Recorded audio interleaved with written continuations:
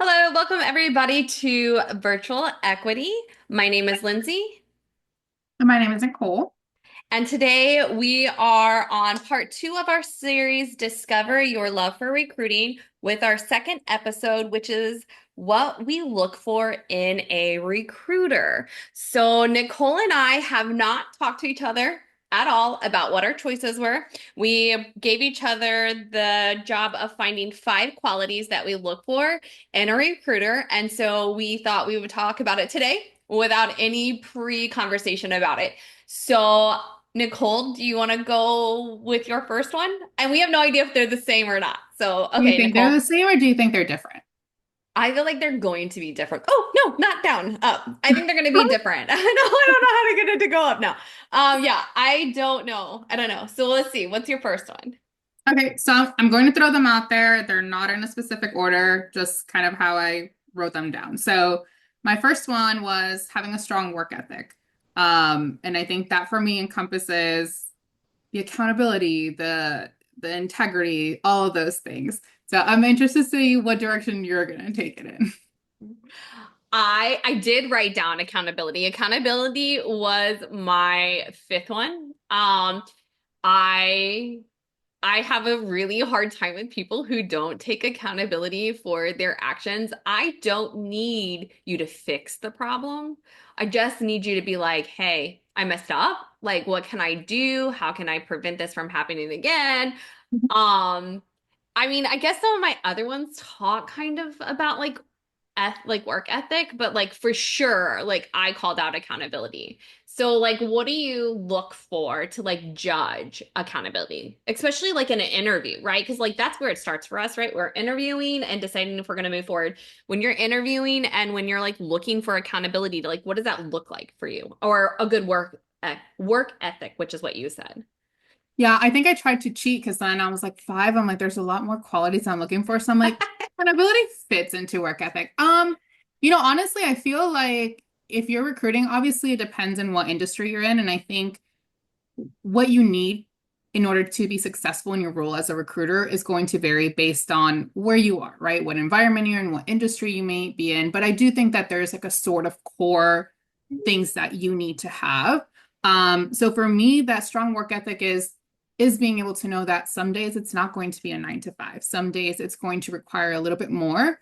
Um, that you have to hold yourself accountable. We obviously, if you have a recruiting manager or if you have a director that you're reporting to, there's someone that you're accountable to. But I think the main thing is that you are the only person in charge of how much effort you're putting into something. And recruiting is definitely something that if you just kind of sit back and wait for things to fall into your lap, they don't. You realize that they don't just like magically fall into place. So that's where the strong work ethic I think comes from, and the accountability, obviously, just holding yourself accountable, making sure that you are building the habits that you need to be successful and that you're following through. So I'm definitely a lot more analytical than you, which we both know, right? Mhm. So I agree with all of those things. When I am interviewing, I listen for verbiage patterns and story patterns to see if I can identify what that looks like for accountability and a good work ethic. I don't know why I'm struggling with that word today. And some of the things that I see, hear, and think when I'm like interviewing people and talking to people, and I know you are very aware of what I do with that, but like I'm listening for how many times they badmouth their other employer or employees or coworkers. And to me, like we all leave jobs for bad work environments. Like that is 100% understandable. So like if you're like, I left my last job because it was not a cultural fit, I could care less. Like I get that, right? What I hear though, it's is if I ask you a question like, why didn't you hit this goal? And it's like, well, I didn't have this and this and this and this and this. And it's okay to be like, I did not have the support that I needed. But I also like to hear, what did you do to overcome that? Like, I struggled. I did go out and try to look for my own resources. I did try to talk to friends and families. And I just, without the support of my team, I couldn't be successful. Like, that to me shows accountability. I tried some different things. It just wasn't the right environment for me. I can get behind. But you've been in those interviews with me when they're like, my managers didn't give me this. I didn't have this. I couldn't do this. And it's like, cool, what did you do to come like get around that kind of stuff? And you and I both are very strong and independent people. So to us, it's like, why didn't you just like go find that information, right?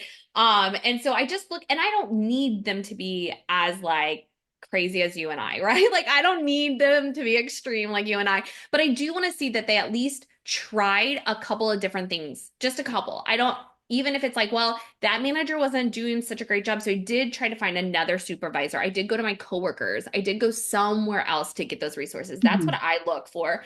And then with the good work ethic, I feel like that's really, really hard to interview for, right? Like, because anybody can make it sound like you are going above and beyond and number one in interviews. So I struggle with that one personally identifying it. So I usually lean really heavy on that accountability piece. Call it fair, not fair. You know, it's my way of interviewing. But that is what I look for. And oddly enough, it's not just recruiters. Anybody that we place on our team, I need them to be accountable, even if it's just like, I didn't know what to do, so I went to my supervisor and I'm like, hey, here's what I think, right? That Right. what do we call that? That 3-1-1-3-1-3-1-1, Sure. whatever we call it. 1-3-1, come with a problem, three solutions, your best answer. Yeah. So like I'm just looking for somebody who can do that. We use that just so everyone knows. Side note, we use that a lot with our team. It's the 1-3-1. One problem, three solutions, the one you think is the best.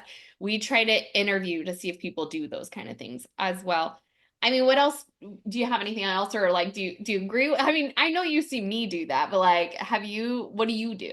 Anything different? I think really the strong work ethic, and I think anything that you interview for, I think everyone's always on their best behavior when they're interviewing, and I do think that that's part of the reason currently, we use a kind of very structured, in the past, I haven't used as structured of a interviewing process. So I think when you have the conversations and you get to ask the questions and you are able to ask the more open-ended question, it's like, well, okay, tell me about an issue that you had. And I think based on the information that they give you, you can kind of do something, right? But obviously, I think that the work ethic and accountability, that's something that you're really going to see over time in someone. It's not something that you can really have shine through in an hour or two that you're interviewing.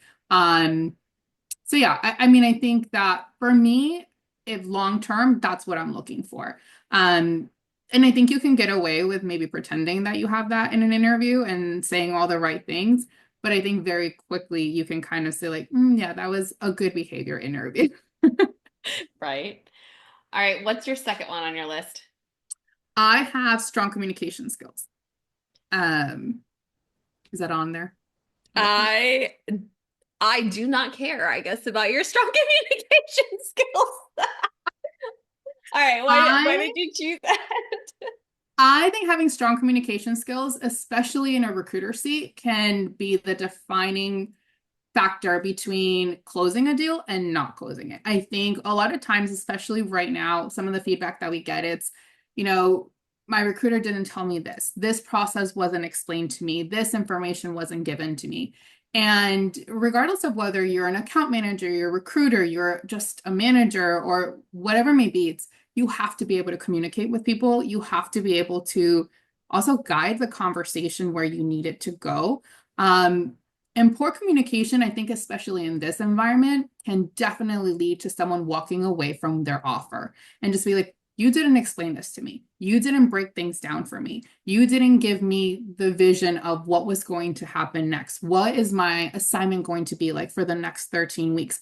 What do I come to you for? Who do I go to about something else? Or maybe just even having the ability to connect with your traveler. If you can't connect with the people that you're trying to place, you're not going to build that rapport with them. You're not going to get loyalty from them.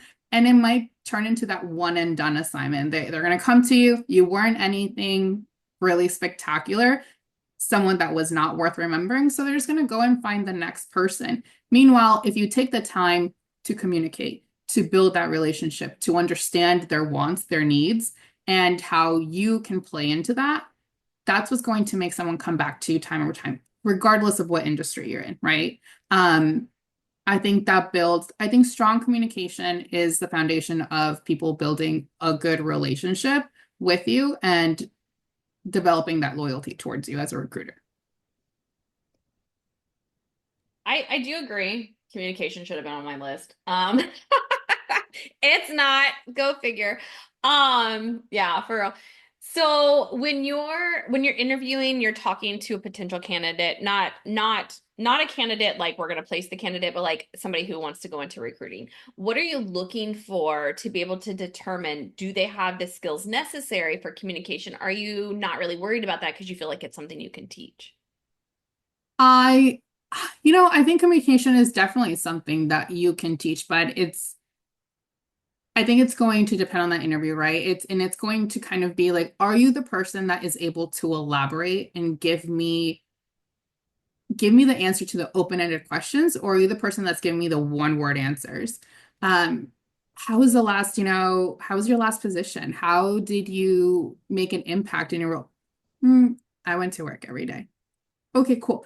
Can you elaborate on that? So every time that I have to stop and say, can you elaborate on that? It's either I'm not doing a good job at making them feel comfortable enough to be open with me and just have the conversation, or they're just like, I'm just going to give you one answer. And it's really hard to carry a conversation, right? And it's like, God, you're making me work really hard for this. So when I'm looking for someone in a recruiting position, I need someone that's engaging, that can connect with multiple people, regardless of where they came from, what they're doing, what their goals are. So if I have to carry a conversation with you and do all the legwork, that means that's the same thing you're going to do when you're interviewing someone. And how are you going to be able to be my top recruiter if you can't freaking hold a conversation? Yeah. Are we dropping? I'm like, am I allowed to curse? I don't know. I'm like, I'm being so good right I now. can't. I'm not I cursing. I am allowed to mark like that it has explicit language in it. Okay, So I've like been there good so is. far.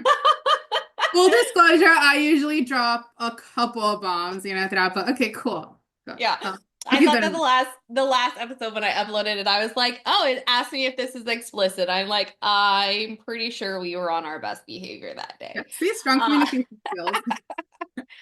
yeah, I definitely did not put communication on there. It is important. Let me ask you this, Nicole.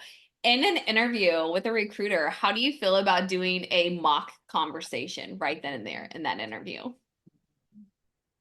To be completely honest, that's always been a difficult concept for me because I am not a I do like to think things through, and I feel like when I get put on the spot, I'm like, what do I say, right? So I do think the mock calls are necessary to develop the like a skill set, and it's a great tool to develop skill sets.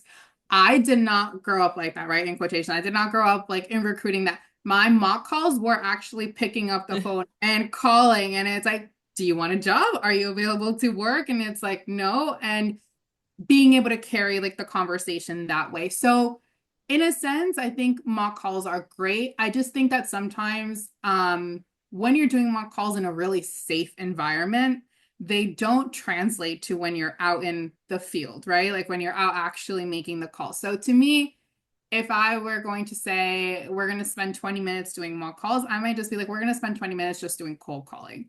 Um, and figuring out like, because you're also going, and I think sometimes too, like when we've done mock calls, like you see the recruiters, one, they get that like blank stare and they're like, what am I supposed to do? They get really nervous.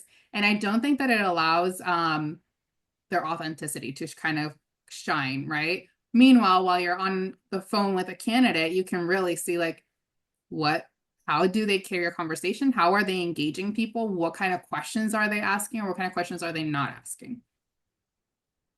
Mock calls are probably just like public speaking and podcasting and all that are pretty terrifying for me though. I have to build myself up for it.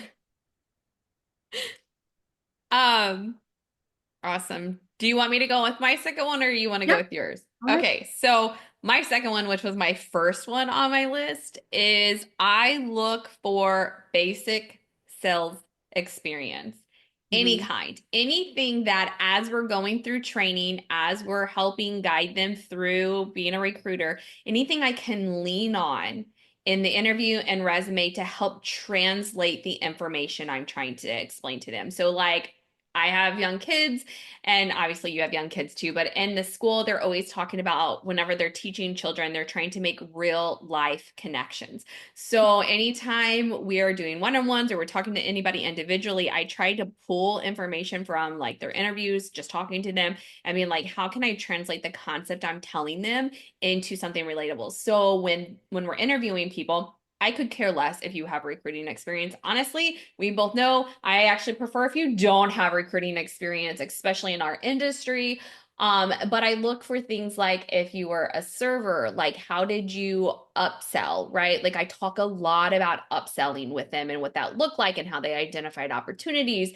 And there are sometimes that people are like, I just did what I was supposed to do. Like they don't think about it. And but I pull it out and later on I'll be like, so when you were a server and you had to upsell, you didn't look at it as selling, but and then like I'll use that as like a way to train whatever concept. So that's what I'm looking for is at least some type of tangible sales experience to translate. When I started in the industry, I absolutely hated sales. And so I was like, I've got to get over that. And I did direct sales for a while. I thought, what is the hardest, worst thing I can make myself do that would make me feel uncomfortable and make me get out of my comfort zone? And so I did direct sales for like a year and a half. I sold t-shirts, hardcore, like on Facebook, like Facebook Lives, played games, did parties, like the whole works. And I learned so much about sales and about just like sticking through what is uncomfortable and not letting no be discouraging and not being afraid to then go back and talk to somebody after they said no. So I now look for anything that I can help translate that information because I definitely was not into that prior at all. So that is what I look for. I don't know. What do you think? Because I know you probably don't feel as strongly about that as I do, or do you? What do you think on that? Yeah, I mean, I think I started serving really early on. When I was serving though, I think a lot of times for me, it was what kind of experience am I providing for the person that I'm serving, right? And I think that that's also kind of, yeah, like you said, I think sometimes you're selling and you don't realize that you're selling. And I feel like that's kind of what I'm looking for. I'm looking for someone that is able to connect and is wants to provide a good experience for people that has is going to be willing to serve people in a way like how can I really truly help this person. I think recruiting is definitely sales. I think you're definitely selling, whether you're selling a position, you're selling your customer, you're selling your business, whatever it may be. Um, and I think that like, the main thing is that you have to be able to make connections with people. If you're not able to connect with them, regardless of what your role is, then you're not going to be able to be successful in as a recruiter, pretty much. Um, so yeah, I'm not sure if that answered your question. No, it did. All right. What is your number three? My number three is drive.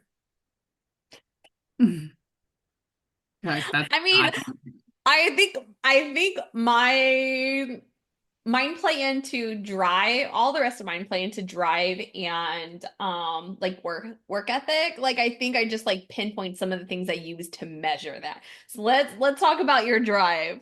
Go ahead. What do you for think? me, it's like what I guess what do you think about when you think of drive? What do you think I'm saying?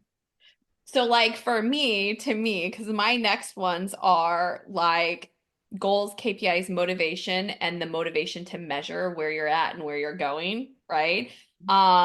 People being motivated by money, things like that. So like your drive to do what you want, be where you want, the freedom, whatever your underlining why, right? Your underlining reason is your ability to stick to that without being shaken, even when it gets low. When it's high, but when it's low, I still have to keep going.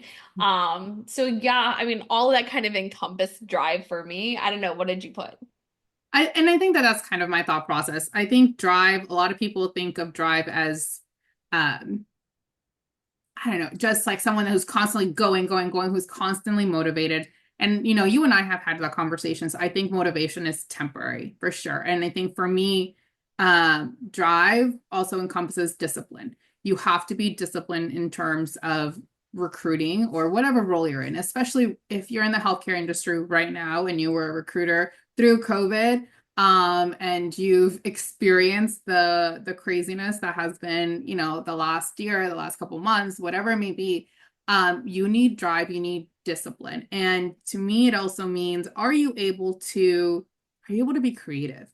Because a lot of times I get, when we're interviewing or even when we're, in our day to day, it's kind of like, well, nothing's happening. I'm getting nowhere. There are no leads. No one's answering phones. Like, there is nothing. I'm like, cool. Where is the drive to find something else? What can we do that's creative, that's thinking outside the box, that, in recruiting, you're also not out there like door to door, right? Knocking. It's like we have pretty much a couple of resources that we can use. Are we using them to the best of our ability?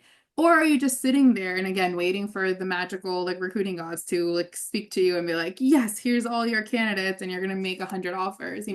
So to me, that's what I'm looking for. I'm looking for someone who is able to carry on even though they are in a low, right? Because one week you might sign 5 offers, 10 offers, and then the next week you're like, I've gotten nobody to answer the phone for me. So it's, what are you doing despite the objections that you're getting? What are you doing even though you may not be getting someone to answer a call for you? You're not getting someone to answer a text message. It's like you get a really crappy response in a text message. Are you just laying flat and being like, oh gosh, they were terrible to me? Or are we responding back, firing back, like, cool, carry on. Let's go find the next person that we can place and that we're going to build that connection with. So that's what I think of drive. I think drive to me, it's not so much the motivation piece, because I think anyone who's in sales is motivated by money, and we know that. But it's who's going to keep doing the job when they're not seeing the money? Who's going to look for other ways to make that money when it's not just sitting there in front of them, right? That's what I'm looking for. I'm looking for someone who's going to work around what they got, work with the resources that they have, and they're not constantly like, I need more to make it happen. Because a lot of times it's like, well, I need more leads, but we're not doing anything with the leads that you have. So why do we need more? It's like, what are you going to do with more if you can't do with with anything with less. what you currently have, Right. right? With what you have. So yeah, it's like that. So,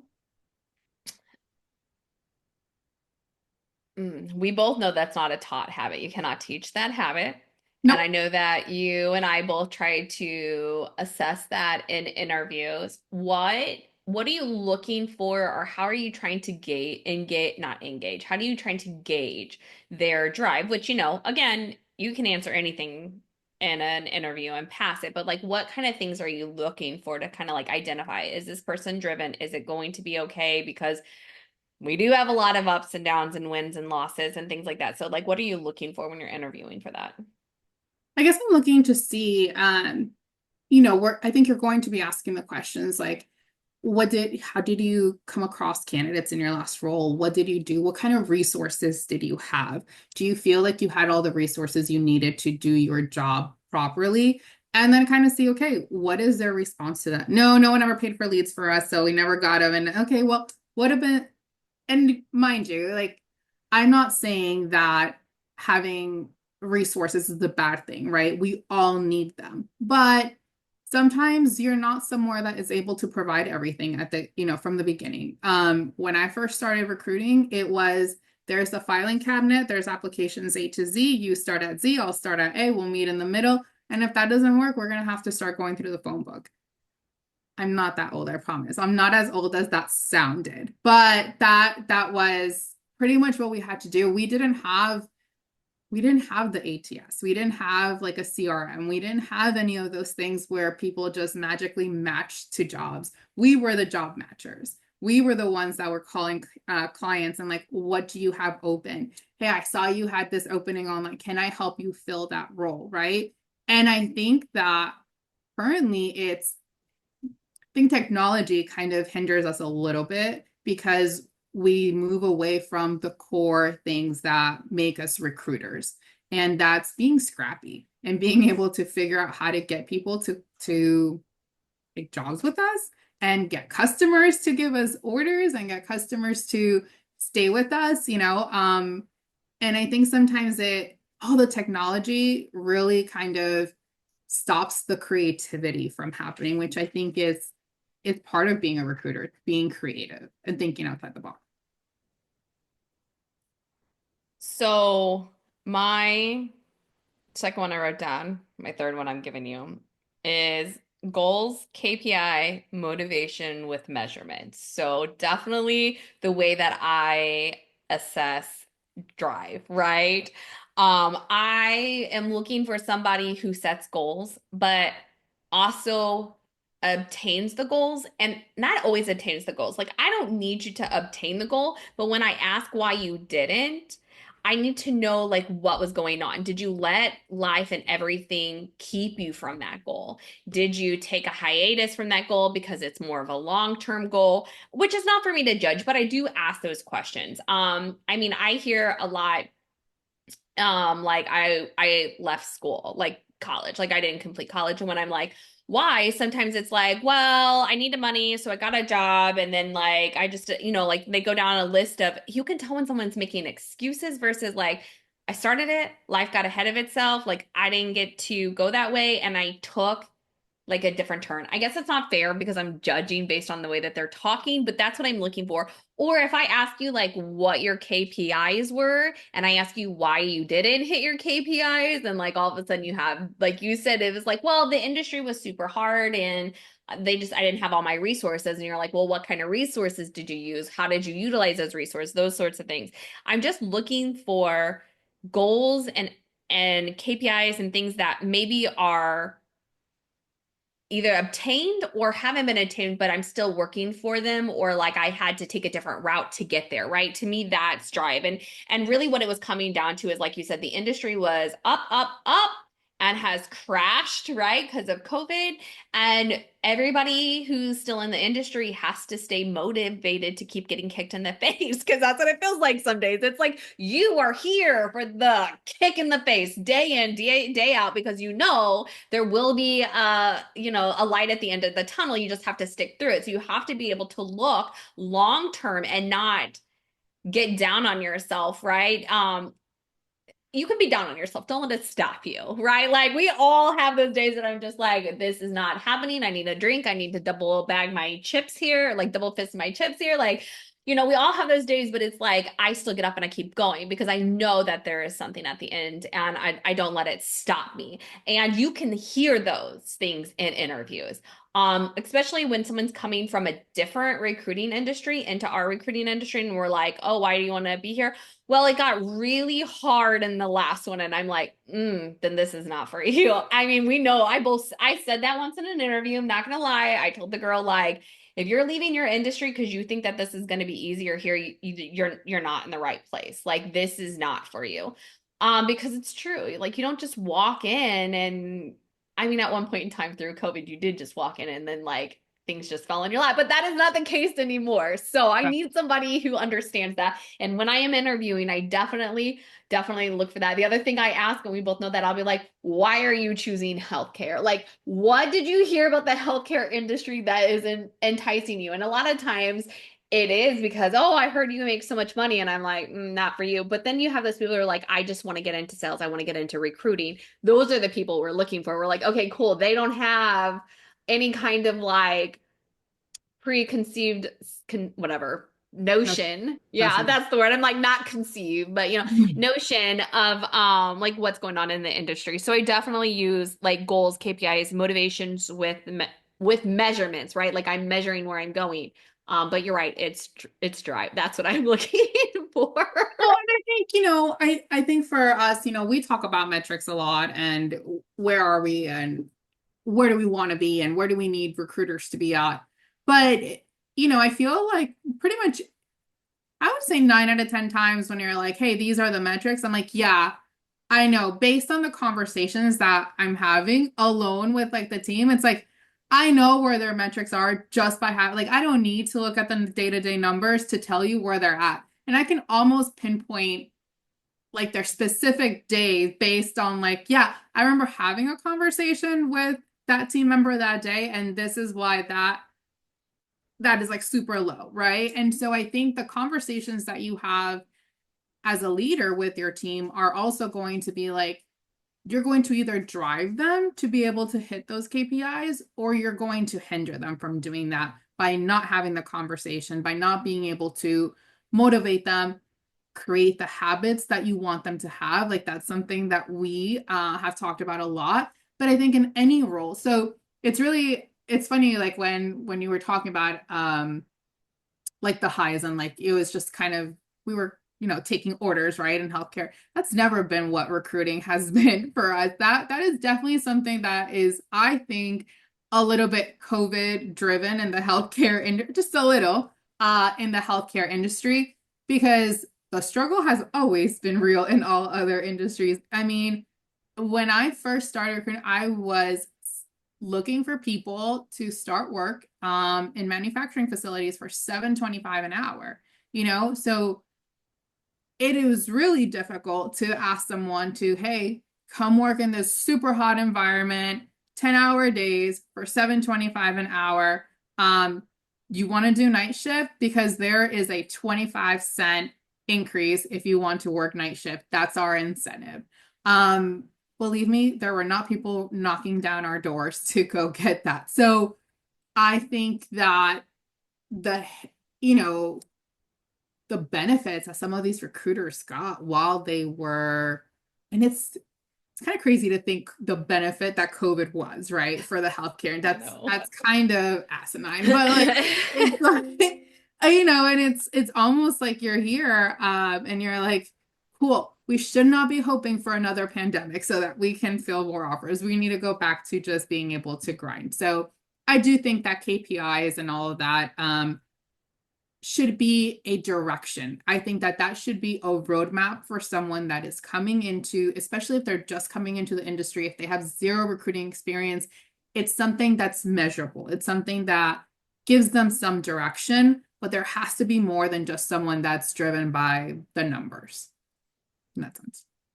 I can agree with that. All right, what's your next one? I feel like they can all kind of blend in, but I put the ability to build relationships. I definitely am someone who, when I'm talking to you, I'm going for a vibe and not like an aura vibe. That's not what I'm talking about. I'm talking about like, am I comfortable talking to you? Can I have a good conversation? Do I feel like you'd have a good conversation with candidates? So I'm looking at someone, are you able to build that relationship? Are you able to build trust? Um, so right now, especially with travelers, especially if they're first time travelers, like it might be the first time that they're leaving home. It might be the first time that they're going somewhere else. They're leaving maybe a staff position to go where you're asking them to go to. And there's a lot of unknowns. You have to be able to make that person feel comfortable with helping you make those decisions. And so I think it also means to me that you're able to adapt your communication depending on who you're talking to, right? You're going to talk to different people. You're going to come across people that have from all walks of life, and you have to be able to connect with all of them. And it is hard, I think, sometimes to do that because sometimes I talk to, our team and I'm like, you have to use your recruiter personality. And they're like, I want to be authentic. And I'm like, yeah, that is still being authentic. You can be authentic and you can provide and meet the needs of different people, but you have to be able to, it's like your kids, right? Like I'm going to bring my kids into this, but it's like how I treat my oldest is not how I treat my youngest. And in full disclosure, my youngest is a lot harder to deal with than my oldest. And I love them the same, but I have to treat them differently because their personalities and their needs are different. And I have to adapt my personality, my parenting style to meet their needs. And I think that translates to a recruiter. You have to be able to adapt how you communicate in order to be able to build the connections with whoever comes across your desk and is entrusting you with their job and a commitment to a different job and a commitment to their career and to moving across the country or whatever it is we're asking them to go. We had someone come through yesterday. It's like, well, I don't want to go. I want to be in London. I'm like, cool, me too. Take me with you. It's like, let's talk about London and how we can make that happen. By the way, how would you make that happen if somebody's like, I want to be in London? I'll be like, let me go scope out London for you and I'll let you. Nothing. I love travel. So you know that. If it was currently in our pipeline, if we're able to do, I would have to do research, right? And that's, I think, another thing. And I think that plays into my last quality that I feel like that a recruiter needs. I don't know if you want me to Go let me ahead. hear yours first and then we'll dive into the rest. Okay. So technically I still have two because you only have one. So, honesty. So that probably goes back to like that authentic personality, but still with authority. Because my question I was going to ask you is like somebody like me who is not overly talkative. We both know that I'm not overly talkative with people, which doesn't sound like that when I'm on this podcast, but we all know that I'm like that. If you work with me, like how I would get around it, but it comes down to honesty. I am a very honest person. I'm very honest with the way that I am feeling. Like, you know it on my face, you know it through my communication 99% of the time, but I still have control of the situation typically, right? And I think that helps me. So maybe I'm not as like overly talkative, but if I'm talking to you, you feel like I'm there to help you because of the authority aura that I give out, on top of the fact that I am goofy and I say really weird things, as our team has pointed out several times, and I cannot help myself. It is who I am, and I'm not willing to put myself into any kind of shell because it makes me feel trapped. And so I look for people who can be honest with what's going on and what they're doing. That way they can be honest with the travelers. But there's a difference between being honest with the traveler and still, like you said, having your recruiter voice or your mom voice or whatever that is, your customer service voice, where you're like, this is how it has to be.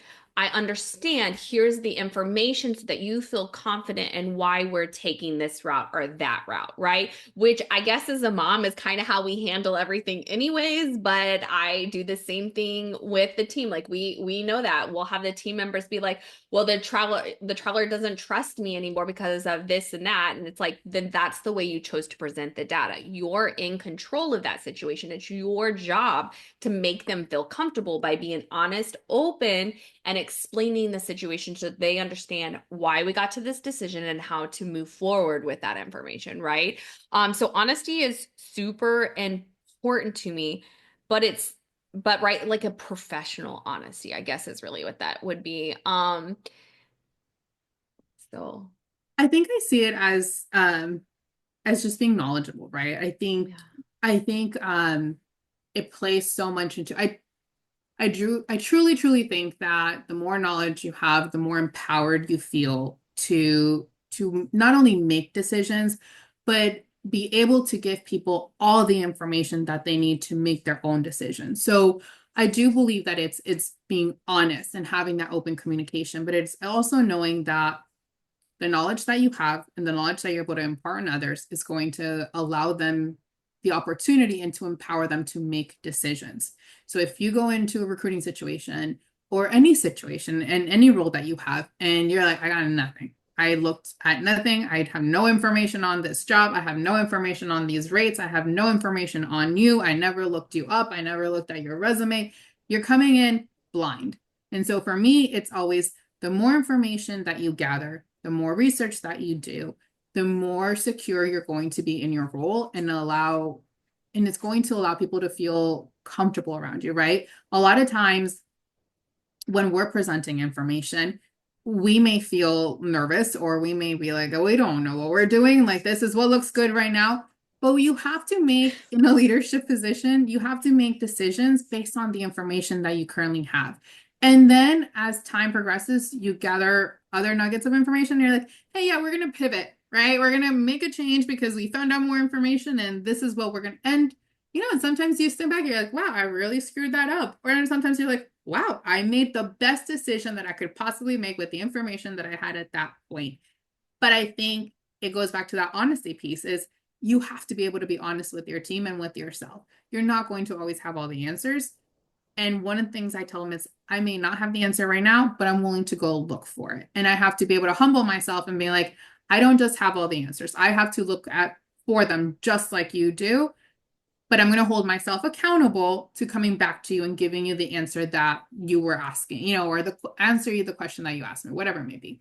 So yeah, I think honesty is a huge thing, and it's not that you're misleading people. It's just you're giving people all their options with all the information that you currently have, and then empower them to make a decision with what you're able to give them. I agree. Do you want me to do my last one before we go into your last one, or do you want to use mine? Is a little less weak than I feel like your last one's gonna be. I wrote mine at 5 a.m. the other morning when I couldn't sleep, and now I'm like, I regret that decision. I should have maybe been a little more awake. No, now I want to know what yours is. Okay, so my last one honestly goes back to drive, but when I'm looking for somebody for a recruiter, I am looking for somebody, and this is a balancing act. I'm looking for somebody who is motivated by money, not just being like, oh, I want to make money, but like knowing that their actions get them more money. The one thing I tell people when they're like, I'm struggling with jobs, I'm struggling, I have family members and friends who are like, I don't make enough money, and I'm like, go into sales. Because when you're in sales, you own and control whatever is happening. And I look for people who are very aware of that. Like, I eat what I kill, I know what I need to do, I'm motivated and driven to get where I want to go. But we both know that money as a motivator can be too much, because then if they're not making what they want and they don't have drive and accountability, they will bounce. But anybody will bounce if they feel like they're not being supported, right? So there's that weird balancing act where I do need people who are motivated by money, because I need them to understand, or have drive, I guess is really what it is, that what effort they put into it is what they're going to get out at the end. And in the end, when you're making that money, all that hard work from the beginning, it's like, cool, this is where I wanted to be. And I mean, we have a lot of younger people on our team, and we coach them through that a lot. Like, the steps and habits you build now, that's when you're setting yourself up for later.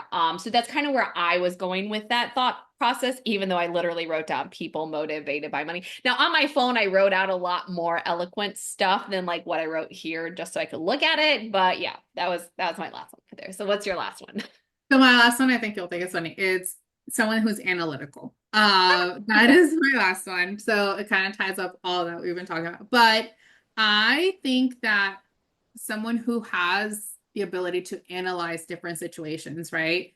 And I think a lot of time is going to be a good recruiter. I think sometimes I don't finish my thought process. I think a lot of times people think of analytics as data, as only numbers. But to me, it's also someone who is a problem solver. Do you have the ability to analyze a situation and come up with a solution? And I think that in recruiting, you have to be able to keep up with current trends. You have to know what's happening, what's not happening, what's motivating your people, what's not motivating them. You have to be able to identify patterns, right? Like, are you not only just when you're looking at your desk, but with your customers, with the different things that may be happening out there? I think it helps you to be able to streamline your candidates. It helps you to streamline your desk. It helps you to streamline the entire process. And then it also helps with pay negotiations.